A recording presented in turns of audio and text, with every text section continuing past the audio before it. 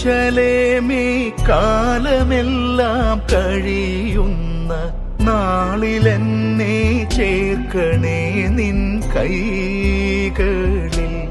നാഥാലളിത കൃപയുടെ വർഷമനുദിനമനുഭവിപ്പതിനരുളണേ. സഭയാകുമീ പുഷ്പമാം സാധുനൈതലിൽ നിന്റെ പാലനമല്ലാതെ എന്തി പൈതലിൽ. ബൈബിളിലെ അടിസ്ഥാനോപദേശങ്ങളിൽ 10ാമത്തേതും അവസാനത്തേതുമായ ഭാവികാല ശാസ്ത്രം അഥവാ എസ്കറ്റോളജി എന്ന വിഷയമാണ് ഇന്ന് നിങ്ങളുമായി പങ്കുവയ്ക്കുന്നത്. ഭാവികാല ശാസ്ത്രം എന്നാൽ എന്ത്? എസ്കറ്റോസ്, ലോഗോസ് എന്നീ 2 ഗ്രീക്ക് പദങ്ങൾ ചേർന്നാണ് എസ്കറ്റോളജി എന്ന വാക്കുണ്ടായത്. അതിന് ഭാവികാല ശാസ്ത്രം എന്നാണ് അർത്ഥം. കർത്താവിൻ്റെ 2ാം വരവ്, ക്രിസ്തുവിൻ്റെ ന്യായാസനം, കുഞ്ഞാടിൻ്റെ കല്യാണം, മഹാപീഡനകാലം, തേജസ്സിൻ്റെ സിംഹാസനം, സഹസ്രാബ്ദ വാഴ്ച, വെള്ളസിംഹാസനം, സ്വർഗം, നരകം, പുതിയ ആകാശം, പുതിയ ഭൂമി, നിത്യത ആദിയായ വിഷയങ്ങൾ ഉൾക്കൊള്ളുന്നതാണ് ഭാവികാല ശാസ്ത്ര പഠനം. കർത്താവിൻ്റെ 2ാം വരവിനെക്കുറിച്ച് ചുരുങ്ങിയ വാക്കുകൾ ഓർപ്പിക്കുന്നു. ഈ വിഷയത്തെക്കുറിച്ച് 3 ചിന്താഗതികളാണ് നിലവിലുള്ളത്. 1. സഭ മഹോപദ്രവത്തിലൂടെ കടന്നുപോകുമെന്നും മഹാപീഡനകാലത്തിൻ്റെ അന്ത്യത്തിൽ കർത്താവ് സഭയെ ചേർത്തുകൊള്ളുവാൻ വരുമെന്നും പഠിപ്പിക്കുന്നവർ. ഇവരെ പീഡനാനന്തര ഉൽപ്രാപണവാദികൾ അഥവാ പോസ്റ്റ് ട്രിബുലേഷൻ മഹോപദ്രവവാദികൾ എന്ന് പറയുന്നു. 2. മഹോപദ്രവകാലത്തിൻ്റെ ആദ്യത്തെ 3.5 വർഷം കഴിയുമ്പോൾ സഭ എടുക്കപ്പെടുമെന്ന് വിശ്വസിക്കുന്നവർ. ഇവരെ മധ്യപീഡന ഉൽപ്രാപണക്കാർ മിഡ് ട്രിബുലേഷൻ എന്ന് പറയുന്നു. 3. മഹോപദ്രവകാലം തുടങ്ങുന്നതിന് മുമ്പ് സഭ എടുക്കപ്പെടും എന്ന് പഠിപ്പിക്കുന്നവരാണ് 3ാമത്തെ കൂട്ടം. ഇവരെ പൂർവപീഡന ഉൽപ്രാപണവാദികൾ പ്രീ ട്രിബുലേഷൻ എന്ന് പറയുന്നു. വേദപണ്ഡിതന്മാരിൽ ഭൂരിഭാഗവും ഈ ആശയമാണ് പഠിപ്പിക്കുന്നത്. യേശുവിൻ്റെ പുനരാഗമനത്തിന് 2 ഘട്ടങ്ങളുണ്ട്. 1. സഭയ്ക്ക് വേണ്ടി മധ്യാകാശത്തിൽ വരുന്നത്. 1 തെസ്സലോനിക്കർ 4:16-17 വാക്യങ്ങൾ നോക്കുക. കർത്താവിൻ്റെ പുനരാഗമനത്തിൽ ത്രിവിധമായ ഗംഭീര ശബ്ദം മുഴങ്ങുന്നതായി ഇവിടെ വിവരിക്കുന്നു. 1. കർത്താവിൻ്റെ ഗംഭീരനാദം. 2. പ്രധാന ദൂതൻ്റെ ശബ്ദം. 3. ദൈവത്തിൻ്റെ കാഹളം. കർത്താവിൻ്റെ ആജ്ഞാശബ്ദമായിരിക്കും അവൻ്റെ ഗംഭീരനാദത്തിൽ മുഴങ്ങുന്നത്. കല്ലറകളിന്മേലുള്ള യേശുവിൻ്റെ അധികാരം പ്രകടമാക്കുന്ന രംഗമാണിത്. അവൻ ഭൂമിയിലായിരുന്നപ്പോൾ ലാസറിൻ്റെ കല്ലറയുടെ സമീപം നിന്നുകൊണ്ട് ലാസറെ പുറത്തു വരിക എന്ന് പറഞ്ഞപ്പോൾ ദ്രവിച്ചു തുടങ്ങിയ ലാസറിൻ്റെ ശരീരം ജീവൻ പ്രാപിച്ച് പുറത്തു വന്നു. യോഹന്നാൻ 11:43-44 വാക്യങ്ങൾ. അതുപോലെ കർത്താവിൻ്റെ പുനരാഗമനത്തിൽ അവൻ പുറപ്പെടുവിക്കുന്ന ഗംഭീരനാദത്തെ തുടർന്ന് കല്ലറകളിൽ വിശ്രമിക്കുന്ന സകല വിശുദ്ധന്മാരുടെയും മൃതദേഹങ്ങൾ പുനരുത്ഥാനം ചെയ്യും. അത് ലാസറിനോട് ആജ്ഞാപിച്ചതുപോലുള്ള ആജ്ഞാശബ്ദമാണ്. പ്രധാന ദൂതൻ്റെ ശബ്ദമാണ് 2ാമത് മുഴങ്ങുന്നത്. മരിച്ചുപോയ വിശുദ്ധന്മാരുടെ ആത്മാക്കൾ പുനരുത്ഥാനത്തിനു വേണ്ടി തങ്ങളുടെ ശരീരത്തിലേക്ക് പർദീസയിൽ നിന്നും ഇറങ്ങി വന്ന് പുനരുത്ഥാനം പ്രാപിക്കുമ്പോൾ ദുഷ്ടാത്മസേനകൾ അവരെ തടയാതിരിക്കുവാനാണ് പ്രധാന ദൂതൻ്റെ ശബ്ദം മുഴങ്ങുന്നത്. 3ാമത്തെ ഗംഭീരനാദം ദൈവത്തിൻ്റെ കാഹളമാണ്.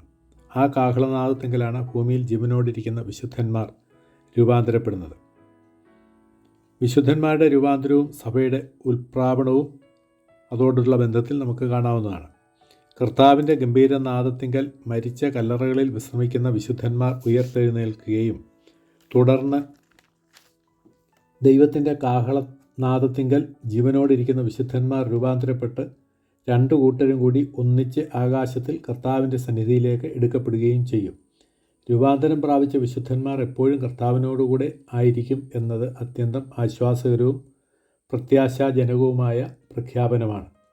അത് തെസ്സലോനിക്കർക്ക് മാത്രമല്ല, എല്ലാ ദൈവമക്കൾക്കും ആശ്വാസം ഉൾക്കൊള്ളുവാൻ മതിയായ ചിന്തകളാണ്. വരവിൻ്റെ 2ാം ഘട്ടം മഹാപീഡനത്തിൻ്റെ അന്ത്യത്തിൽ സഭയെയും കൊണ്ട് കർത്താവ് ഭൂമിയിലേക്ക് വരുന്നതാണ്. 1 തെസ്സലോനിക്കർ 3:13, യൂദ 15, വെളിപ്പാട് 19:11-16 വരെയുള്ള വാക്യങ്ങൾ ഇവ ശ്രദ്ധിക്കുക. ഇതിനെ മഹത്വപ്രത്യക്ഷത അഥവാ ഗ്ലോറിയസ് അപ്പിയറൻസ് എന്ന് പറയുന്നു. വെളിപ്പാട് 20:5 ഈ വിഷയം സംബന്ധിച്ച ചില വിശദീകരണങ്ങൾ നമുക്ക് കാണാവുന്നതാണ്. ക്രിസ്തുവിൻ്റെ മധ്യാകാശ വരവിങ്കൽ അതുവരെ മരിച്ചുപോയ വിശുദ്ധന്മാർ ഉയർക്കുകയും ജീവനോടെ ശേഷിക്കുന്ന വിശുദ്ധന്മാർ രൂപാന്തരപ്പെടുകയും ചെയ്ത ശേഷം അവരെല്ലാവരും ഒരുമിച്ച് കർത്താവിനെ എതിരേൽക്കുവാൻ മേഘങ്ങളിൽ എടുക്കപ്പെടും. 1 കൊരിന്ത്യർ 15:52, 1 തെസ്സലോനിക്കർ 4:16-17 വാക്യങ്ങൾ ശ്രദ്ധിക്കുക. 7 വർഷം കഴിഞ്ഞ്, അതായത് മഹാപീഡനകാലം കഴിയുമ്പോൾ യേശുക്രിസ്തു വിശുദ്ധന്മാരുമായി ഭൂമിയിലേക്ക് വരും. അപ്പോൾ മഹാപീഡനകാല വിശുദ്ധന്മാർ എല്ലാവരും ഉയർത്തെഴുന്നേൽക്കും. ഇതും ഒന്നാം പുനരുത്ഥാനത്തിൽപ്പെടും. ജീവനോടിരിക്കുന്നവർ സഹസ്രാബ്ദത്തിലേക്ക് നേരിട്ട് പ്രവേശിക്കും. ഒന്നാം പുനരുത്ഥാനത്തെ നീതിമാന്മാരുടെ പുനരുത്ഥാനം എന്ന് പറയുന്നു, ലൂക്കോസ് 14:14. രണ്ടാം പുനരുത്ഥാനം ദുഷ്ടന്മാരുടേതാണ്. ഈ രണ്ട് പുനരുത്ഥാനങ്ങളും തമ്മിൽ 1000 വർഷത്തെ ഇടവേളയുണ്ടായിരിക്കും. ഇവ യഥാക്രമം ജീവൻ്റെ പുനരുത്ഥാനമെന്നും ശിക്ഷാവിധിയുടെ പുനരുത്ഥാനമെന്നും പറയപ്പെടുന്നു. യോഹന്നാൻ 5:29. അടുത്തതായി ക്രിസ്തുവിൻ്റെ ന്യായാസനത്തെ സംബന്ധിച്ച് ചില കാര്യങ്ങൾ നമുക്ക് ചിന്തിക്കാം. സഭയെ ചേർത്ത് കൊണ്ടതിന് ശേഷം നടക്കുന്ന പ്രധാന സംഭവങ്ങളിൽ ഒന്നാണ് ക്രിസ്തുവിൻ്റെ ന്യായാസനത്തിങ്കലെ പ്രവൃത്തികൾക്കടുത്ത പ്രതിഫലവും കിരീടങ്ങളും കൊടുക്കുന്ന രംഗം.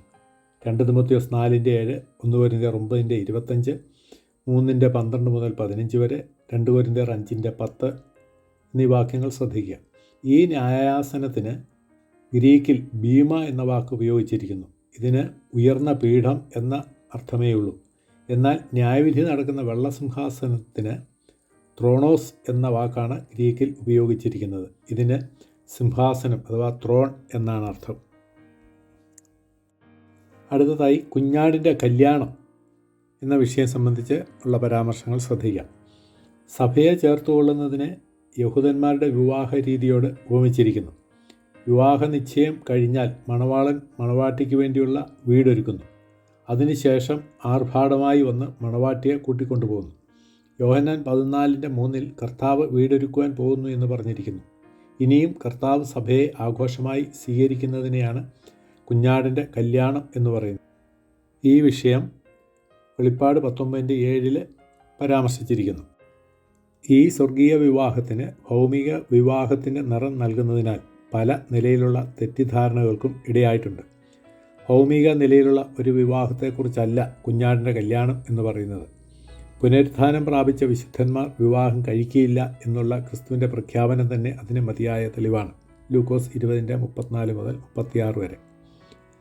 പിന്നെ കുഞ്ഞാടിൻ്റെ കല്യാണം എന്ന് പറഞ്ഞാൽ എന്താണ്? അതിന് മറുപടി പറയുന്നതിന് മുമ്പായി വിവാഹം എന്നാൽ എന്താണ് എന്ന് നോക്കാം. ഒരുവൻ്റെ ജീവിത പങ്കാളിത്തത്തിലേക്ക് ഒരു യുവതി കടന്നു വന്ന് അവൻ്റെ ഭാവി ജീവിത പരിപാടിയിലെ ജീവൽ സഖിയായി തീരുന്നതിനുള്ള പ്രത്യേക ഉടമ്പടിയെ അഥവാ ഉഭയസമ്മതത്തെയാണ് വിവാഹം എന്ന് പറയുന്നത്. ഭാര്യാഭർത്തൃബന്ധം പോലെ പൊരുത്തപ്പെട്ടു പോകുവാൻ കഴിയുന്ന മറ്റ് യാതൊരു ബന്ധവും പരസ്പര സഹായവും ഈ ലോകത്തിലില്ല. കുഞ്ഞാടിൻ്റെ കല്യാണം എന്ന പ്രയോഗം സ്വർഗീയമായ കാര്യങ്ങളെ ഭൗമികരുടെ ശൈലിയിൽ വെളിപ്പെടുത്തുവാനുള്ള ഒരു ആത്മീയ പ്രയോഗമാണ്. വൈവാഹിക വേളയിലെ ഉഭയസമ്മതത്തിലൂടെ വരനും വധുവും ജീവിതത്തിലെ കൂട്ടുപങ്കാളികളും കൂട്ടവകാശികളും ആയിത്തീരുന്നത് പോലെ ദൈവസഭ ക്രിസ്തുവുമായുള്ള ഭാവി പരിപാടികളിൽ സജീവ പങ്കാളികളായിത്തീരുന്നുവെന്ന് മാത്രമാണ് ഇവിടെ അർത്ഥമാക്കുന്നത്. കുഞ്ഞാടിൻ്റെ കല്യാണം എന്ന് പറയുന്നത് തികച്ചും ആത്മീയമായ ഒരു പ്രയോഗം മാത്രമാണ്. അതിൽ ഭൗമികമായ വൈവാഹിക ജീവിതത്തിൻ്റെ യാതൊരു പ്രതീതിയും ജനിപ്പിക്കുന്നില്ല. കുഞ്ഞാടിൻ്റെ കാന്ത എന്ന് പറയുന്നത് അവൻ്റെ രക്തത്താൽ വീണ്ടെടുക്കപ്പെട്ട ദൈവസഭയാണ്. കല്യാണ സദ്യയ്ക്ക് ക്ഷണിക്കപ്പെട്ടവർ പഴയ നിയമ വിശുദ്ധന്മാരാണ്. വാക്യം 9.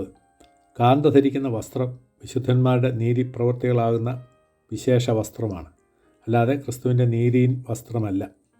ഇവിടെ വസ്ത്രം എന്ന് പറയുന്നത് ജീവിതത്തെ സാദൃശീകരിക്കുന്നതാണ്. അടുത്തതായി മഹാപീഡനകാലം എന്ന വിഷയത്തെ സംബന്ധിച്ച് ചുരുക്കമായിട്ട് നമുക്ക് ചിന്തിക്കാം. സഭ എടുക്കപ്പെട്ടതിന് ശേഷം എതിർ ക്രിസ്തുവിൻ്റെ ഭരണം ഭൂമിയിൽ സ്ഥാപിതമാകും. അത് 7 വർഷമായിരിക്കും. അതിൽ ആദ്യത്തെ 3.5 വർഷം അവൻ തന്ത്രപൂർവ്വം സമാധാനപൂർണമായ ഒരു ഭരണം നടത്തും. എന്നാൽ പിന്നീടുള്ള 3.5 വർഷം കഠിന കഷ്ടതയുടെ കാലയളവായിരിക്കും. ഇതിനെ യാക്കോബിൻ്റെ കഷ്ടകാലം എന്ന് പറയുന്നു. ദാനിയേൽ 9:27, 12:1, മത്തായി 24:21, ഇരമ്യാവ് 30:7, 2 തെസ്സലോനിക്കർ 2:1, 2:8 വാക്യങ്ങൾ, വെളിപ്പാട് 13:11, 16 വാക്യങ്ങൾ ഇതിനോട് ബന്ധപ്പെട്ട് പരിശോധിക്കാവുന്നതാണ്. ഒന്നാം മൃഗമായ എതിർ ക്രിസ്തു ദുഷ്ടജനസഞ്ചയത്തിൽ നിന്നാണ് കയറി വരുന്നതെങ്കിൽ രണ്ടാം മൃഗമായ കള്ളപ്രവാചകൻ ഭക്തിഗോളത്തിൽ നിന്നും എഴുന്നേറ്റ് വരുന്ന ഒരു മത നേതാവായിരിക്കും. കയറി വരുന്നു എന്ന് പറഞ്ഞിരിക്കുന്നതിൽ ഗ്രീക്കിൽ ഹെനാബിയോനാൻ എന്ന വാക്കാണ് ഉപയോഗിച്ചിരിക്കുന്നത്. അതിന് എഴുന്നേറ്റ് വരിക, വളർന്നു വരിക എന്നിങ്ങനെയാണ് അർത്ഥം. ഈ മൃഗത്തിന് 2 കൊമ്പുണ്ട്. കൊമ്പ് അധികാരത്തെയും 2 എന്ന സംഖ്യ സാക്ഷ്യത്തെയും കാണിക്കുന്നു. ക്രിസ്തു ദൈവത്തിൻ്റെ സാക്ഷിയായിരിക്കുന്നത് പോലെ കള്ളപ്രവാചകൻ എതിർ ക്രിസ്തുവിൻ്റെ സാക്ഷിയായിരിക്കും. നയപരമായി അവൻ എതിർ ക്രിസ്തുവിനെ ലോകസമക്ഷം ഉയർത്തിക്കാണിക്കുകയും അവനെ നമസ്കരിക്കുവാൻ ലോകജനത്തെ പ്രോത്സാഹിപ്പിക്കുകയും ചെയ്യും. ആകാശത്ത് നിന്ന് തീ ഇറക്കുവാൻ തക്ക ശക്തി അവന് ലഭിക്കും. മനുഷ്യൻ എപ്പോഴും അടയാളം കാണുവാൻ ആഗ്രഹമുള്ളവനാണ്. അടയാളം അന്വേഷിക്കുന്ന യഹൂദൻ അവനോടൊരു അടയാളം കാണിക്കുവാൻ ആവശ്യപ്പെടുമ്പോഴായിരിക്കും അവൻ ആകാശത്ത് നിന്ന് തീ ഇറക്കി അവരെ അത്ഭുത പരതന്ത്രരാക്കുന്നത്. രണ്ടാമത്തെ അടയാളം അവൻ തൻ്റെ പ്രതിമയെ കൊണ്ട് സംസാരിപ്പിക്കുകയാണ്. ഈ പ്രതിമ ഒരുപക്ഷെ ഇന്ന് വികസിത രാജ്യങ്ങളിൽ നിർമ്മിക്കുന്ന റോബോട്ടുകൾ എന്നറിയപ്പെടുന്ന യന്ത്രമനുഷ്യനായിരിക്കാം. ആവശ്യം വരുമ്പോൾ അവയെ സംസാരിപ്പിക്കാവുന്ന സംവിധാനം അതിൽ ഒരുക്കിയിട്ടുണ്ടായിരിക്കും. 11:10 പറയുന്ന ദൈവത്തിൻ്റെ 2 സാക്ഷികൾ ചെയ്യുന്ന അത്ഭുതങ്ങളും അടയാളങ്ങളും പോലെ ഈ കള്ളപ്രവാചകൻ വ്യാജമായി പ്രവർത്തിച്ച് ജനത്തെ സ്വാധീനിക്കുന്നു. അങ്ങനെ ആഗോള വ്യാപകമായ ഒരു സ്വാധീനത എതിർ ക്രിസ്തുവിനും കള്ളപ്രവാചകനും ലഭിക്കും. ഈ പ്രതിമയെ നമസ്കരിക്കാത്ത യഹൂദന്മാരെല്ലാം കൊല്ലപ്പെടും. മൃഗത്തിൻ്റെ മുദ്ര. എതിർ ക്രിസ്തുവിൻ്റെ മുദ്ര ഏൽക്കുവാൻ അന്ന് ലോകത്തിലുള്ള സകല മനുഷ്യരെയും കള്ളപ്രവാചകൻ നിർബന്ധിക്കും. മുദ്രയേൽക്കുന്നവർ മൃഗത്തിൻ്റെ അധികാരം അംഗീകരിക്കേണ്ടി വരും. മനുഷ്യർ ഒന്നുകിൽ മൃഗത്തിൻ്റെ മുദ്ര ഏറ്റുവാങ്ങുന്നു, അല്ലെങ്കിൽ ദൈവത്തിൻ്റെ അടയാളം അംഗീകരിക്കുന്നു. ഈ മുദ്ര അവൻ്റെ പേരോ പേരിൻ്റെ ചുരുക്കെഴുത്തായ സംഖ്യയോ ആയിരിക്കും. ലേസർ രശ്മി ഉപയോഗിച്ചായിരിക്കും ഈ മുദ്ര മനുഷ്യ ശരീരത്തിൽ പതിപ്പിക്കുന്നതെന്ന് കരുതാം. അതാർക്കും മായ്ച്ചു കളയുവാൻ സാധ്യമല്ല. ക്രയവിക്രയം നടത്തണമെങ്കിൽ ഈ മുദ്ര നിർബന്ധമായിരിക്കും. നെറ്റിമേലോ വലങ്കൈമേലോ ആയിരിക്കും മുദ്ര പതിക്കുന്നത്. അതൊരു മനുഷ്യൻ്റെ സംഖ്യയാണെന്നും ആ സംഖ്യ 666 ആണെന്നും ഇവിടെ വ്യക്തമാക്കുന്നു. തിന്മയുടെ അവിശുദ്ധ തൃത്വത്തെ സൂചിപ്പിക്കുന്ന രൂപകമാണ് ഈ സംഖ്യ എന്ന് പല വേദപണ്ഡിതന്മാരും കരുതുന്നു. 666 എന്ന നമ്പർ 1973 മുതൽ തന്നെ പല കമ്പനികളും അവരുടെ തിരിച്ചറിയൽ സംഖ്യയായി ഉപയോഗിച്ചു തുടങ്ങിയിട്ടുണ്ട്. മൃഗത്തിൻ്റെ സംഖ്യയായ 666 എത്രയും വേഗത്തിൽ ലോകത്തിൽ പൂർണ്ണമായി വെളിപ്പെടുമെന്ന് ഇതെല്ലാം വിളിച്ചു പറയുന്നു. കാലാകാലങ്ങളിൽ ചില വ്യാഖ്യാതാക്കൾ പ്രമുഖ വ്യക്തികളായ പലരുടെയും പേരിൻ്റെ സംഖ്യ 666 എന്ന് വ്യാഖ്യാനിച്ച് ദൈവജനത്തെ തെറ്റിദ്ധരിപ്പിച്ചിട്ടുണ്ട്. അവരുടെ പട്ടികയിൽ നീറോ, ട്രാജൻ, പോപ്പ് തുടങ്ങിയ പല ആധുനിക പേരുകൾ വരെയുണ്ട്. 6 മനുഷ്യൻ്റെ സംഖ്യയായി പൊതുവെ പരിഗണിക്കപ്പെടുന്നു. തിന്മയുടെ അവിശുദ്ധ തൃത്വത്തെ സൂചിപ്പിക്കുന്ന രൂപമാണ് ഈ സംഖ്യയെന്ന് പല വേദപണ്ഡിതന്മാരും കരുതുന്നു. ഇന്നത്തെ ഐഡൻറ്റിറ്റി കാർഡുകൾക്ക് പകരം കുറേ കൂടി കൃത്യമായിരിക്കും ശരീരത്തിൽ ഏൽപ്പിക്കുന്ന ഈ മുദ്ര. ഈ കമ്പ്യൂട്ടർ യുഗത്തിൽ ഇതൊന്നും ഒരു പ്രശ്നമല്ല. ഈ മുദ്ര ഏൽക്കാത്തവർ പട്ടിണി കിടന്ന് മരിക്കേണ്ടി വരും. 6 എന്നത് മനുഷ്യൻ്റെയും 7 എന്നത് ദൈവത്തിൻ്റെയും നമ്പറുകളായി കണക്കാക്കുന്നു. 6 എന്നത് എപ്പോഴും 7-ൽ നിന്നും 1 കുറവാണല്ലോ. 666 എന്ന നമ്പറുള്ള ഈ മൃഗത്തിന് എത്ര 6കളുടെ ശക്തി ഉണ്ടെങ്കിലും അത് ദൈവശക്തിക്ക് തുല്യമാകുകയില്ല. അടുത്തതായി തേജസ്സിൻ്റെ സിംഹാസനം എന്ന വിഷയം നമുക്ക് അല്പമായിട്ട് ചിന്തിക്കാം. മത്തായി 25:31 മുതൽ 46 വരെയുള്ള വാക്യങ്ങളിലാണ് ഈ വിഷയം പരാമർശിച്ചിട്ടുള്ളത്. ന്യായവിധിക്ക് വിധേയരാകുന്നത് ജാതികളാണ്. മഹാപീഡനത്തിൽ കഷ്ടത അനുഭവിച്ച ഇസ്രായേൽ മക്കളോട് ജാതികൾ എങ്ങനെ പെരുമാറി എന്നതാണ് ന്യായവിധിയുടെ മാനദണ്ഡം. സഹസ്രാബ്ദ വാഴ്ചയ്ക്ക് മുമ്പ് തേജസ്സിൻ്റെ സിംഹാസനം ക്രിസ്തു യഹോശഫാത്ത് താഴ്വരയിൽ വയ്ക്കുന്നു. എനിക്ക് വിശന്നു, ഭക്ഷിപ്പാൻ തന്നു എന്നത് യഹൂദനെ കരുതിയതിനെയും അല്ലാത്തത് യഹൂദനെ തിരസ്കരിച്ചതിനെയും കുറിക്കുന്നു. ഇതിൽ യഹൂദരെ കരുതിയവർ വലത്തുള്ളവർ എന്നും അവർ സഹസ്രാബ്ദകാല വാഴ്ചയിലേക്ക് പ്രവേശിക്കുമെന്നും പറയുന്നു. 19:28 നിങ്ങൾ 12 സിംഹാസനങ്ങളിലിരുന്ന് ഇസ്രായേൽ ഗോത്രം 12നെയും ന്യായം വിധിക്കും അഥവാ ഭരിക്കുമെന്ന് കർത്താവ് ശിഷ്യന്മാരോട് പറഞ്ഞത് ഇവിടെ നിറവേറും. തള്ളപ്പെട്ടവർ അഥവാ ഇടത്തുള്ളവർ നിത്യദണ്ഡനത്തിലേക്കും പോകും. ജാതികളെ സഹസ്രാബ്ദ രാജ്യത്തിലേക്ക് പ്രവേശിപ്പിക്കുക എന്നതാണ് ഈ ന്യായവിധി കൊണ്ട് ഉദ്ദേശിക്കുന്നത്. ഇതിനുശേഷം ദൂതന്മാരുടെ ന്യായവിധിയും. യൂദ 6, വെളിപ്പാട് 20:10. വെള്ളസിംഹാസനത്തിന് മുൻപിലുള്ള ന്യായവിധിയും. വെളിപ്പാട് 20:11 മുതൽ 15 വരെയുള്ള വാക്യങ്ങൾ. അടുത്തതായി സഹസ്രാബ്ദ വാഴ്ച എന്ന വിഷയത്തെ സംബന്ധിച്ച് നമുക്ക് അല്പമായിട്ട് ചിന്തിക്കാം. സഹസ്രാബ്ദം എന്നതിന് ലാറ്റിൻ ഭാഷയിൽ മില്ലേനിയം എന്ന് പറയുന്നു. മില്ലെ സമം 1000, അസ് സമം വർഷം. ക്രിസ്തുവും വിശുദ്ധന്മാരും കൂടി ഭൂമിയെ 1000 വർഷം ഭരിക്കുന്ന കാര്യത്തെക്കുറിച്ച് വെളിപ്പാട് 20:2 മുതൽ 7 വരെയുള്ള വാക്യങ്ങളിൽ പറയുന്നു. അതിൽ നിന്നാണ് സഹസ്രാബ്ദം എന്ന പ്രയോഗം ഉണ്ടായത്. ഇതിനെക്കുറിച്ച് 3 അഭിപ്രായങ്ങളുണ്ട്. സഹസ്രാബ്ദ വാഴ്ച ആക്ഷരികമല്ല, അതൊരു ആലങ്കാരിക പ്രയോഗമാണ്. ഇതിന് എ മില്ലേനിയൽ വ്യൂ, സഹസ്രാബ്ദ നിഷേധവാദം എന്ന് പറയുന്നു. 2, ലോകമെങ്ങും സുവിശേഷം അറിയിക്കപ്പെട്ട് ഒരു സാർവലൗകിക നീതിയും സമാധാനവും ഭൂമിയിലുണ്ടാകും. അതിനെയാണ് സഹസ്രാബ്ദ വാഴ്ച എന്ന് പറയുന്നത്.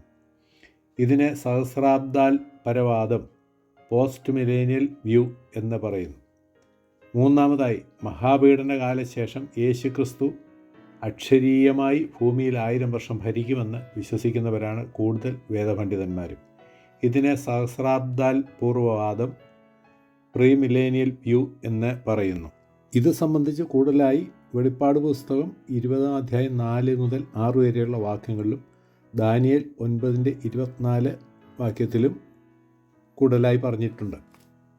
വെളിപ്പാട് പുസ്തകത്തിൽ 20-ാം അധ്യായത്തിൽ നാം വായിക്കുമ്പോൾ ബൈബിളിൽ രേഖപ്പെടുത്തുന്ന 7 യുഗങ്ങളിൽ അവസാനത്തേതായ സഹസ്രാബ്ദ യുഗത്തെക്കുറിച്ച് ഇവിടെ പറയുന്നു. 1000 വർഷം എന്ന പ്രയോഗം ഈ അധ്യായത്തിൽ 6 പ്രാവശ്യം കാണാം. അതിൽ നിന്നുമാണ് സഹസ്രാബ്ദം, ലാറ്റിനിൽ മില്ലേനിയം എന്ന പ്രയോഗം ആവിർഭവിച്ചത്. ക്രിസ്തുവിൻ്റെ മഹത്വ പ്രത്യക്ഷതയ്ക്ക് ശേഷം അവൻ 1000 വർഷം ഈ ഭൂമിയിൽ നീതിയോടെ ഭരിക്കുമെന്നുള്ളതാണ് വിശ്വാസികളുടെ പ്രതീക്ഷ. ദാനിയേലിൽ 7:9 കൂടെ നോക്കുക. സാത്താൻ്റെ സാന്നിധ്യം ഇല്ലാത്ത ഭൂമിയിൽ സമാധാനപ്രഭുവായ ക്രിസ്തു വാഴുമ്പോൾ എത്ര സൗഭാഗ്യകരമായ കാലയളവായിരിക്കും അതെന്ന് സങ്കല്പിക്കാവുന്നതേയുള്ളൂ. ജയാളികളായ വിശുദ്ധന്മാർ ക്രിസ്തുവിനോടുകൂടെ സിംഹാസനത്തിൽ ഇരുന്ന് 1000 ആണ്ട് വാഴും. സകല തിന്മകളുടെയും മൂർത്തിഭാവമായിരുന്ന സാത്താൻ ബന്ധിക്കപ്പെടുന്നതോടുകൂടി മനുഷ്യവർഗത്തിന് അസാധാരണമായ മാറ്റം സംഭവിക്കും. തിന്മ പിന്നെ ലോകത്തിൽ ഉണ്ടായിരിക്കുകയില്ല. യോവേൽ 3:17, യെശയ്യാവ് 11:1, ഉൽപ്പത്തി 1:28 എന്നീ ഭാഗങ്ങൾ നോക്കുക. 1000 വർഷം എന്നത് അക്ഷരാർത്ഥത്തിലുള്ളതല്ലെന്നും ഇത് നിത്യതയെ കുറിക്കുന്നതാണെന്നും വിശ്വസിക്കുകയും പഠിപ്പിക്കുകയും ചെയ്യുന്നവരുമുണ്ട്. 70 ആഴ്ചവട്ടത്തെക്കുറിച്ച് ദാനിയേൽ പ്രവചനം 9-ാം അധ്യായം 24 മുതൽ 27 വരെയുള്ള വാക്യങ്ങളിൽ നമുക്ക് കാണാവുന്നതാണ്. ഇവിടെ പറയുന്ന 70 ആഴ്ചവട്ടത്തെക്കുറിച്ചുള്ള വ്യാഖ്യാനം വളരെ വിപുലവും സങ്കീർണവുമാണ്. ചുരുക്കമായി ചില വസ്തുതകൾ നമുക്ക് ചിന്തിക്കാം. 1, ഇവിടെ ആഴ്ചവട്ടം എന്ന് പറയുന്നതിന് ഉപയോഗിച്ചിരിക്കുന്ന ഷാബുവ എന്ന എബ്രായ വാക്കിന് 7 എന്ന ആശയമാണുള്ളത്. ആകയാൽ 70 ആഴ്ചവട്ടം എന്ന് പറയുന്നതിന് 70 7 എന്ന് പറയുന്നതാണ് കൂടുതൽ ശരി. ഈ 70 ആഴ്ചവട്ടം പ്രധാനമായും ഉദ്ദേശിക്കുന്നത് നിന്റെ ജനത്തിനും വിശുദ്ധ നഗരത്തിനും അഥവാ ഇസ്രയേലിനും യെരുശലേമിനും വേണ്ടിയാണ്. 2 പ്രഭുക്കന്മാരെ പറ്റി ഇവിടെ പറയുന്നുണ്ട്. 1 അഭിഷിക്തനായ ഒരു പ്രഭുവും, അത് സെരുബാബേലാണെന്ന് വിശ്വസിക്കുന്നു. 2 വരുവാനിരിക്കുന്ന പ്രഭുവും, അത് യേശുക്രിസ്തു. വാക്യം 26. 70 ആഴ്ചവട്ടം എന്ന് പറയുന്നത് 490 വർഷങ്ങളെ സൂചിപ്പിക്കുന്നു. ഈ ഓരോ വർഷവും 360 ദിവസങ്ങൾ വീതമുള്ളതാണ് എന്ന് 42 മാസത്തിന് 1260 ദിവസം എന്ന് പറയുന്നതിൽ നിന്നും വ്യക്തമാണ്. വെളിപ്പാട് 11:3, 13:5. ഈ 70 ആഴ്ചവട്ടം ആരംഭിക്കുന്നത് യെരുശലേമിനെ യഥാസ്ഥാനപ്പെടുത്തി പണിയുവാൻ കൽപ്പന പുറപ്പെടുന്നത് മുതൽ ആണ്. വാക്യം 25. അത് BC 445 മാർച്ച് മാസത്തിലാണ്. 24-ാം വാക്യത്തിൽ പറയുന്ന 70 ആഴ്ചവട്ടത്തിന് 3 ഘട്ടങ്ങളുണ്ട്. 1, ആദ്യത്തെ ആഴ്ചവട്ടം, അതായത് 49 വർഷം. BC 445 അർത്ഥശിഷ്ടാവ് കൽപ്പന പുറപ്പെടുവിച്ചതു മുതൽ യെരുശലേം പുതുക്കി പണിയുന്നതിന് എടുത്ത കാലയളവാണ് അത്. 2, 62 ആഴ്ചവട്ടം, അഥവാ 434 വർഷം. AD 32 അഭിഷിക്തൻ ഛേദിക്കപ്പെട്ടതോടെ അത് പൂർത്തിയായി. 3. ശേഷിക്കുന്ന ഒരാഴ്ചവട്ടത്തെക്കുറിച്ച് 27-ാം വാക്യത്തിൽ പറയുന്ന കാലയളവ് മഹാപീഡന കാലഘട്ടമാണെന്ന് വേദപണ്ഡിതന്മാർ പഠിപ്പിക്കുന്നു. അതിൻ്റെ അന്ത്യത്തിൽ മശിഹ വരികയും യഹൂദൻ്റെ വാഞ്ചയായിരുന്ന ഭൗതിക സാമ്രാജ്യം അഥവാ സഹസ്രാബ്ദ യുഗം ആരംഭിക്കുകയും യഹൂദൻ്റെ യഥാസ്ഥാപനം പൂർണ്ണമാകുകയും ചെയ്യും. ആഴ്ചവട്ടം 69-നും 70-നും മധ്യേ ഒരു ഇടവേള ഉള്ളതായി ജയൻ ഡാർബിയും മറ്റു പല വേദപണ്ഡിതന്മാരും അഭിപ്രായപ്പെടുന്നു. സഭാകാലയളവ് എന്ന പേരിലാണ് ആ ഇടവേള അറിയപ്പെടുന്നത്. സഭയുടെ ഉൽപ്രാവണത്തോടെ ആ ഇടവേള തീരുകയും ഇസ്രയേലിൻ്റെ ചരിത്രം വീണ്ടും ആരംഭിക്കുകയും 70-ാം ആഴ്ചവട്ടമാകുന്ന 7 വർഷത്തെ സംഭവങ്ങൾ തുടങ്ങുകയും അതിൻ്റെ ഒടുവിൽ 27-ാം വാക്യത്തിൽ പറയും പോലെ മഹാപീഡനകാലം സംജാതമാവുകയും ചെയ്യും. 27-ാം വാക്യത്തിൽ പറയുന്ന അവൻ എതിർ ക്രിസ്തുവാണ്. യഹൂദ ജനവുമായി അവൻ ഒപ്പുവയ്ക്കുന്ന ഉടമ്പടി ആഴ്ചവട്ടത്തിൻ്റെ മധ്യേ അഥവാ 3.5 വർഷം കഴിയുമ്പോൾ ലംഘിക്കുകയും യെരുശലേം ദേവാലയത്തിൽ ശൂന്യമാക്കുന്ന മ്ലേച്ഛതയെ അവൻ പ്രതിഷ്ഠിക്കുകയും ചെയ്യും.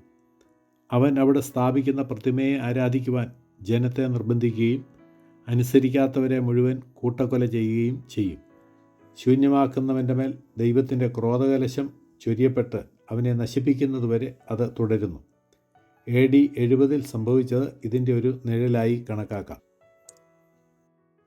അടുത്തതായി വെള്ളസിംഹാസനം എന്ന വിഷയമാണ് നമുക്ക് ചിന്തിക്കുവാനുള്ളത്.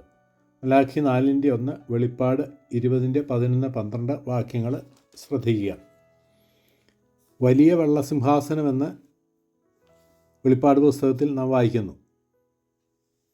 ന്യായവിധിയുടെ വ്യാപ്തിയെയും വിശാലതയെയും അത് സൂചിപ്പിക്കുന്നു. വെള്ളസിംഹാസനം എന്ന് പറയുന്നതിനാൽ അതിൽ ഇരിക്കുന്നവൻ്റെ വിശുദ്ധിയെയും ന്യായവിസ്താരത്തിൻ്റെ സ്വഭാവത്തെയും കാണിക്കുന്നു. അതിലിരിക്കുന്ന ന്യായാധിപൻ ക്രിസ്തു തന്നെയാണ്. പിതാവ് ആരെയും ന്യായം വിധിക്കാതെ ന്യായവിധിയെല്ലാം പുത്രന് കൊടുത്തിരിക്കുന്നു. യോഹന്നാൻ 5:22 എന്ന വാക്യം ഇതിന് തെളിവാണ്. 21:1 പുതിയ ആകാശവും പുതിയ ഭൂമിയും വെളിപ്പെടുന്നു. പഴയ ഭൂമിയും ആകാശവും കർത്തൃസന്നിധിയിൽ നിന്നും ഓടിപ്പോയതായി ഇവിടെ വിവരിക്കുന്നു. കർത്താവിൻ്റെ മഹാപ്രഭാവത്തെ ആണ് അത് കാണിക്കുന്നത്. മനുഷ്യൻ്റെ ദുഷ്ടതയ്ക്ക് ദൃക്സാക്ഷികളായ ആകാശത്തെയും ഭൂമിയെയും ദൈവം മേലിൽ നിന്ന് വിളിക്കുന്നതായി സങ്കീർത്തനം 50:4 വായിക്കുന്നു. ആകയാൽ സാക്ഷി പറയേണ്ട ആവശ്യം വരുമ്പോൾ അവയെ സാക്ഷി വിസ്താരത്തിനായി വിളിക്കുന്ന സമയം വരെയും അവ തൽക്കാലം മാറി നിൽക്കുകയാണെന്ന് കരുതാം. മനുഷ്യൻ പിടിച്ചടക്കുവാൻ ശ്രമിക്കുന്ന ഭൂമിയും അവൻ കയറി ചെല്ലുവാൻ കൊതിക്കുന്ന ആകാശവും അവനെ കൈവടിയുമെന്ന് ഇതിൽ നിന്ന് മനസ്സിലാക്കാം. മരിച്ചവർ ആബാലവൃദ്ധം സിംഹാസനത്തിന് മുമ്പിൽ നിൽക്കേണ്ടി വരും. 20:12 ആബാലവൃദ്ധം എന്നിവിടെ പറഞ്ഞിരിക്കുന്നത് പ്രായഭേദത്തേക്കാൾ ചെറിയവരും വലിയവരും താണവരും ഉയർന്നവരും എന്ന അർത്ഥത്തിലാണ്. ന്യായം വിധിക്കപ്പെടുന്നത് കയീൻ മുതലുള്ള സകല ദുഷ്ടന്മാരുമാണ്. യാതൊരു മുഖപക്ഷവും കൂടാതെയുള്ള ന്യായവിധിയായിരിക്കും അവിടെ പ്രഖ്യാപിക്കപ്പെടുന്നത്. ആയിരക്കണക്കിന് വർഷങ്ങൾക്ക് മുമ്പ് മരിച്ച ദുഷ്ടന്മാരുടെ ദുഷ്പ്രവർത്തികൾക്ക് തെളിവ് ഹാജരാക്കുവാൻ കർത്താവിന് യാതൊരു പ്രയാസവും ഉണ്ടാകുകയില്ല. അതിനുള്ള പുസ്തകങ്ങളാണ് അവിടെ തുറക്കപ്പെടുന്നത്. ഇന്ന് ഗവൺമെൻറ് ഓഫീസുകളിൽ ഓരോ ജീവനക്കാരൻ്റെയും രഹസ്യവിവരങ്ങൾ മേലധികാരികൾ രേഖപ്പെടുത്തുന്നത് പോലെ ഓരോ മനുഷ്യൻ്റെയും ജനനം മുതൽ മരണം വരെയുള്ള സകല വിവരങ്ങളും സ്വർഗത്തിൽ ശേഖരിക്കുന്നുണ്ട്. തങ്ങളുടെ ജീവിതത്തിൽ സംഭവിച്ചിട്ടുള്ള സകല തെറ്റുകുറ്റങ്ങൾ അവരുടെ മുൻപാകെ മുഴുവനായി പ്രദർശിപ്പിക്കപ്പെടും. അതുകൊണ്ട് തങ്ങൾ അങ്ങനെയൊന്നും ചെയ്തിട്ടില്ല എന്ന് ആർക്കും പറയുവാൻ കഴിയില്ല. അവരുടെ രഹസ്യ ജീവിതം മുഴുവൻ അവരുടെ കണ്ണിന് മുൻപാകെ തുറന്നു കാണിക്കും. പിന്നെ യാതൊരു സാക്ഷികളുടെയും ആവശ്യമുണ്ടാകുകയില്ല. ഇവിടെ ജീവപുസ്തകം എന്ന് പറയുന്നത് സ്വർഗത്തിന് അവകാശികളായ വ്യക്തികളുടെ പേരെഴുതിയ പുസ്തകമാണ്. വീണ്ടും ജന്മം പ്രാപിച്ച എല്ലാവരുടെയും പേരുകൾ ജീവപുസ്തകത്തിലുണ്ടായിരിക്കും. അവരവരുടെ പ്രവൃത്തികൾക്കടുത്ത് ന്യായവിധി ഉണ്ടായി എന്ന് പറയുന്നതിനാൽ ന്യായവിധിയിലും ശിക്ഷയിലും ഏറ്റക്കുറച്ചിലുകൾ ഉണ്ടാകും എന്ന് മനസ്സിലാക്കാം.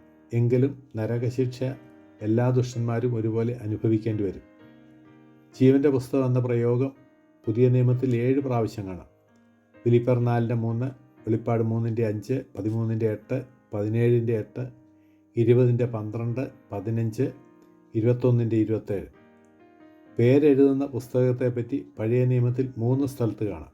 പുറപ്പാട് 32:32, സങ്കീർത്തനം 69:28, മലാഖി 3:1. 16. തുടർന്ന് സ്വർഗം എന്ന വിഷയം സംബന്ധിച്ച് പരിശോധിക്കാം. ആകാശം എന്നതിന് ഷമായീം എന്ന എബ്രായ പദമാണ് ഉപയോഗിച്ചിരിക്കുന്നത്.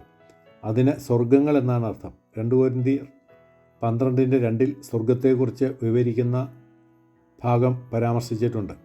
വെളിപ്പാട് 21:2 മുതൽ 5 വരെ 23 വാക്യങ്ങളിലും ഈ പരാമർശങ്ങളുണ്ട്. ഈ വാക്യങ്ങളിൽ സ്വർഗത്തിൻ്റെ വിവിധ ശ്രേഷ്ഠതകൾ വിവരിച്ചിരിക്കുന്നു. വെളിപ്പാട് 21:1, 9, 10 എന്നീ വാക്യങ്ങളിൽ പറയുന്ന പുതിയ യെരൂശലേം സ്വർഗത്തിൽ നിന്നും മണവാട്ടിയെപ്പോലെ അലങ്കൃതയായി ഭൂമിയിലേക്ക് ഇറങ്ങി വരുന്നത് യോഹന്നാൻ കാണുന്നു. പുതിയ ആകാശവും പുതിയ ഭൂമിയുമായ നിത്യതയുടെ സ്ഥാനമാണത്. ഇതാ മനുഷ്യരോടുകൂടെ ദൈവത്തിൻ്റെ കൂടാരം എന്ന വാക്കുകളോടെ നിത്യത ആരംഭിക്കുന്നതായി യോഹന്നാൻ പറഞ്ഞുകൊണ്ട് തൻ്റെ വെളിപ്പാടിന് തിരശ്ശീല വീഴുന്നു. പുതിയ ആകാശത്തെയും പുതിയ ഭൂമിയെയും കുറിച്ച് 2 പത്രോസ് 3:10 പരാമർശിച്ചിട്ടുണ്ട്. അടുത്തതായി നരകം. പാതാളം എന്ന പ്രയോഗം 65 പ്രാവശ്യം പഴയ നിയമത്തിൽ ഉണ്ട്. എന്നാൽ അത് നിത്യനരകത്തെയല്ല, ശവക്കുഴിയെയും മരണാനന്തര വിശ്രമ സ്ഥാനത്തെയുമാണ് കാണിക്കുന്നത്. എന്നാൽ നരകം എന്നത് മരണത്തെയും പാതാളത്തെയും സാത്താനെയും സകല ദുഷ്ടന്മാരെയും അന്ത്യ ന്യായവിധിക്കായി ഏൽപ്പിക്കുന്ന തീപ്പൊയ്കയാണ്. വെളിപ്പാട് 20:14, മർക്കോസ് 47:48. അവിടെ കെടാത്ത തീയും ചാകാത്ത പുഴുവുമാണ് എന്ന് മർക്കോസ് 9:44 പറയുന്നു. മത്തായി 5:22 നരകത്തെ അഗ്നിനരകം എന്ന് പറഞ്ഞിരിക്കുന്നു. നരകം എന്നതിന് ഗ്രീക്ക് ബൈബിളിൽ ഗീഹന്ന എന്ന വാക്ക് കൊടുത്തിരിക്കുന്നു. ഇത് പുതിയ നിയമത്തിൽ 12 പ്രാവശ്യം ഉപയോഗിച്ചിട്ടുണ്ട്. നരകം പിശാചിനും അവൻ്റെ ദൂതന്മാർക്കും വേണ്ടി ഉണ്ടാക്കിയതാണ്. എന്നാൽ പിശാചിനെ അനുസരിക്കുന്ന എല്ലാവർക്കും അവിടെയായിരിക്കും സ്ഥാനം. മേലിലുള്ള യെരൂശലേമേ, കാലമെല്ലാം കഴിയുന്ന നാളിലെന്നെ ചേർക്കണേ നിൻ കൈകളിൽ. നാഥാലളിത കൃപയുടെ വരിഷമനുദിനമനുഭവിപ്പതിനരുളണേ.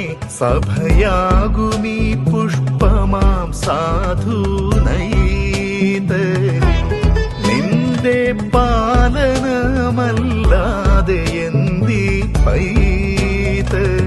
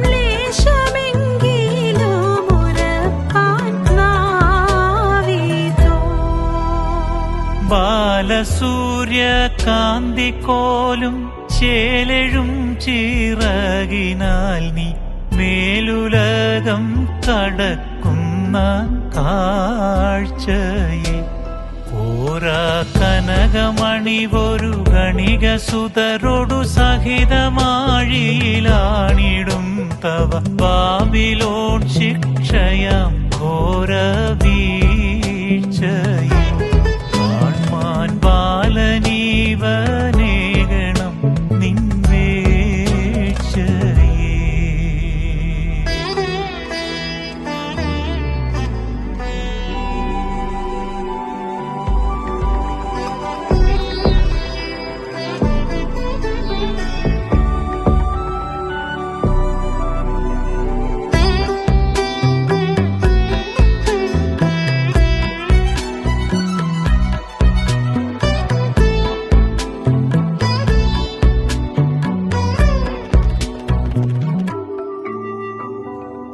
അകലങ്ങൾക്കിടയിൽ നീ ആകുലയായി കിടന്നാലും നാഗനാഥൻ കടാക്ഷിക്കും നിന്റെ മേൽ.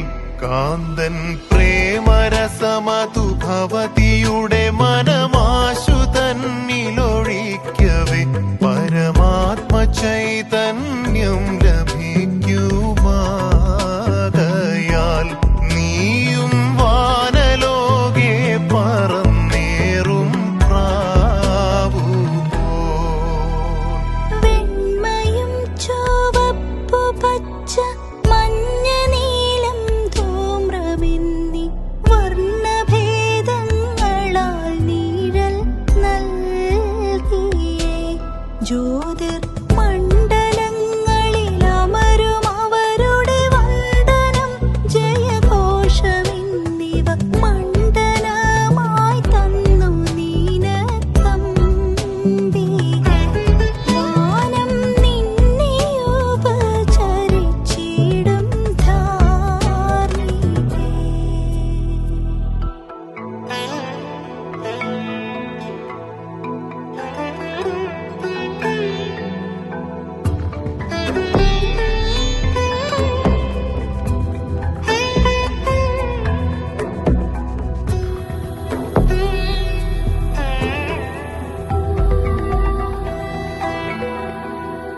നിൻ മഹിമയോതുവാതി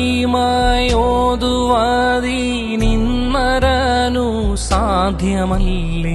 പൊന്നു പുതുവാന ഭൂമി വന്നിടും.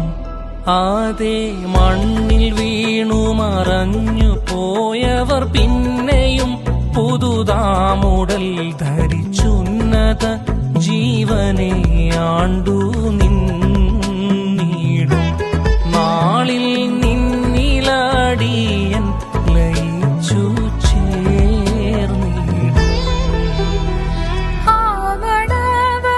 ആവണവരയ്ക്കടുത്തു നീയണയും സമയത്ത് ശ്രീ മഹാരാജ്ഞിയെ നിന്നെ കാണുവാൻ സ്വർഗകാമിനി ഗണമമിത കുതുകമോ കാതരാലരികെ വരും. തവ കൈകളെ കാന്തൻ പിടിക്കും മോദവാൻ നിത്യസ്നേഹഭവനത്തിനുള്ളിൽ പോകുവാൻ.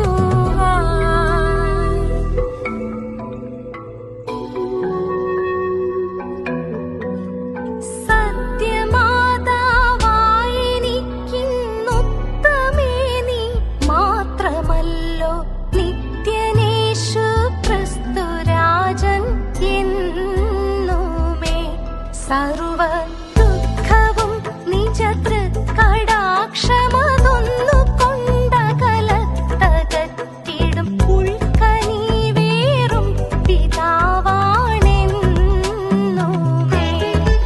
മമ സ്വർഗപിതാവിന്റെ നാമം ധന്യമേ. നിൻമുഖത്തു നിന്നു തൂകും നന്മധുപൂരത്തിലൻപെ മുങ്ങിലയിക്കുന്നു ദിവ്യജ്ഞാനികൾ. നിന്റെ നന്മൊഴിക്കരികണയുവതിനൊരു നവ്യമായ സയൻസുമില്ലതു സമ്മതിക്കുന്ന ജ്ഞരല്ല പ്രാണികൾ. തെല്ലുമ